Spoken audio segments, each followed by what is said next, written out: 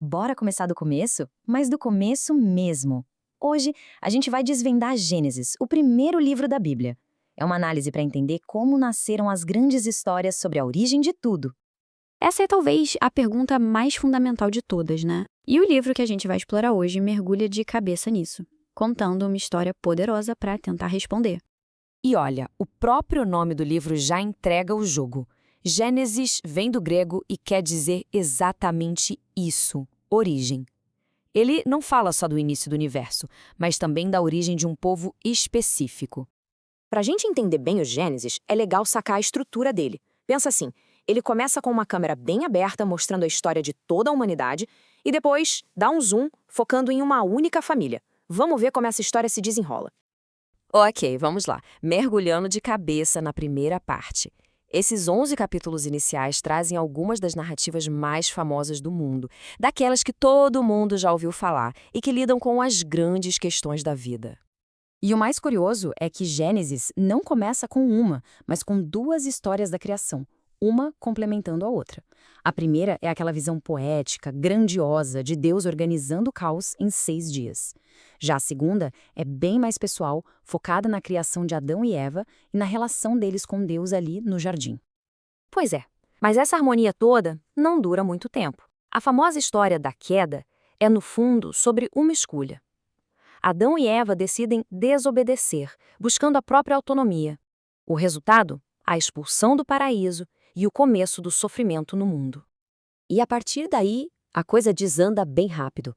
Logo na primeira geração, fora do Éden, a gente já vê o primeiro assassinato, Caim matando Abel. A violência se espalha tanto que a narrativa descreve um ponto em que Deus decide basicamente dar um reset em tudo. Esse reset é a famosa história do dilúvio, claro. Noé é o cara que se salva por ser justo.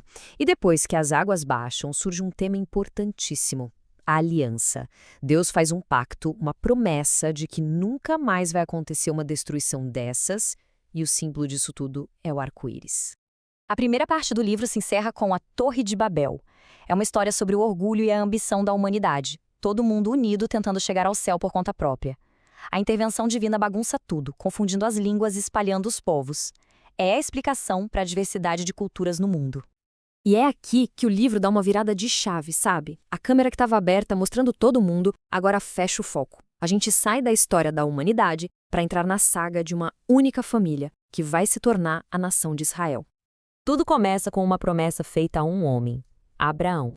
Essa promessa, então, é passada para o filho dele, Isaque. Depois para o neto, Jacó, que é um personagem super complexo que chega a lutar com Deus e ganha um nome novo, Israel. E finalmente a gente chega nos 12 filhos de Jacó, com um destaque enorme para a história de um deles, José. A jornada dele de traição e perdão é o que fecha o livro. O motor de toda essa segunda parte do livro é justamente a promessa que Deus faz a Abraão. É uma aliança com 3 pilares. Ele teria tantos descendentes que formariam uma grande nação. Eles receberiam uma terra prometida e, através dessa família, todos os povos do mundo seriam abençoados. Então, é Jacó, o neto de Abraão, quem realmente estabelece as bases da nação. Os 12 filhos dele dão origem às 12 tribos de Israel, o que dá forma e identidade a esse povo da promessa. E a história de José, nossa, é praticamente uma novela completa dentro do livro. Ele era o filho preferido e, por isso, é vendido como escravo pelos próprios irmãos, movidos pela inveja. É o começo de uma jornada de muito sofrimento. Mas o jogo vira para ele. Por causa da sua integridade e do seu dom de interpretar sonhos, ele vai dar prisão direto para o palácio. José se torna o segundo homem mais poderoso do Egito, o governador que vai salvar todo o país da fome. O ponto alto da história dele é o reencontro com os irmãos anos depois. E em vez de vingança, José solta essa frase que resume tudo. O mal que eles tentaram fazer, na verdade, foi usado por Deus para um bem muito maior. Tá, e no final das contas, o que a gente leva de Gênesis? Bom, é um livro muito denso, que planta as sementes de temas que vão aparecer em toda a Bíblia depois. Se a gente pudesse resumir, Gênesis fala sobre uma criação com propósito, sobre a falha humana e o pecado, mas também sobre a chance de redenção. E, acima de tudo, fala sobre alianças, as promessas de Deus, e sobre fé, que é a resposta das pessoas a essas promessas. E aqui vem o pulo do gato na narrativa. O livro que fala sobre origens e sobre a promessa de uma terra não termina nessa terra.